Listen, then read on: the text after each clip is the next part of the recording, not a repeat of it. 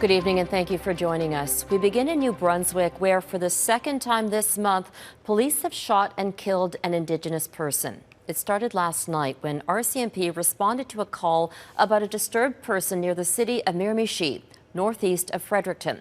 Tonight, Quebec's police watchdog is investigating what led to the man's death. Global's Callum Smith has the story. It's just heartbreaking. It's devastating. Family members are searching for answers after New Brunswick RCMP fatally shot an Indigenous man Friday night. Police say they were called to this home in the community of Boom Road, about half hour from Miramichi, for a report of an unwanted person.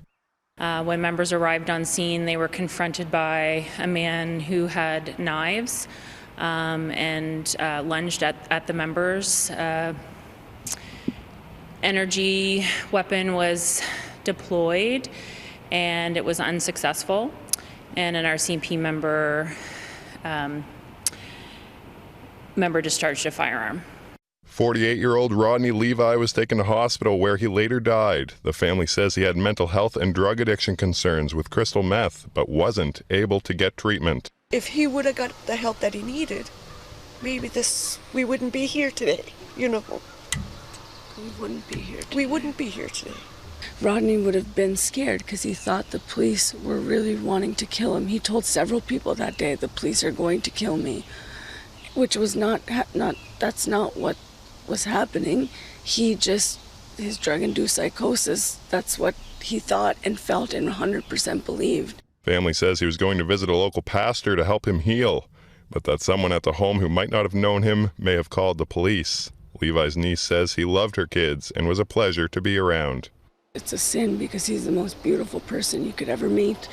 He was so kind, gentle. He just loved everybody. He was the most generous human being I've ever met. But the second fatal police-involved shooting of an Indigenous person in New Brunswick in the last 2 weeks is a pain this family can't comprehend, leaving them searching for answers as Quebec's police watchdog investigates RCMP's actions. Callum Smith, Global News. The government in New Brunswick has launched a coroner's inquest into the death of Chantel Moore. The Indigenous woman was shot and killed by police in New Brunswick who were asked to check in on her well-being. And tonight there are calls for a bigger review. Hundreds of people, including her family, gathered for healing marches today, demanding a full public inquiry into the province's policing and justice system.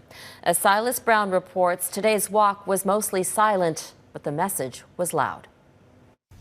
They walked in silence through the streets of the Madawaska-Maliseet First Nation into Edmundston, slowly to try and heal the pain caused by loss. It's almost as if our ancestors from below that we've buried were lifting us up to tell us not to give up, and that's what was going through my mind. At the head, Martha Martin, whose daughter Chantel Moore was shot and killed by Edmundston police during a wellness check on June 4th. We shouldn't have to be afraid of having that wellness call. You know, the message today is, you know, we're going to come together as one, and that's really important. Martin was joined by a dozen family members who came from British Columbia for Moore's funeral. The walk ended in Edmundston's town square, where family spoke to the crowd. We've been hurt many times. How can we ever trust any police force? Why should we even answer the door for a wellness check? How in the hell did that happen? Moore leaves behind a young daughter. Her great-aunt Nora Martin spoke at the end of the walk about how Indigenous children shouldn't have to grow up without mothers. Yesterday we were invited to the Toby community. And on our way there, she kept talking about her mother. And she said, I don't want to die like my mother. In the wake of Moore's death, calls for an inquiry into systemic racism in New Brunswick have grown louder.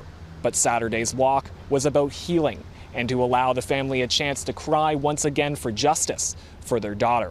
Silas Brown, Global News, Edmundston, New Brunswick.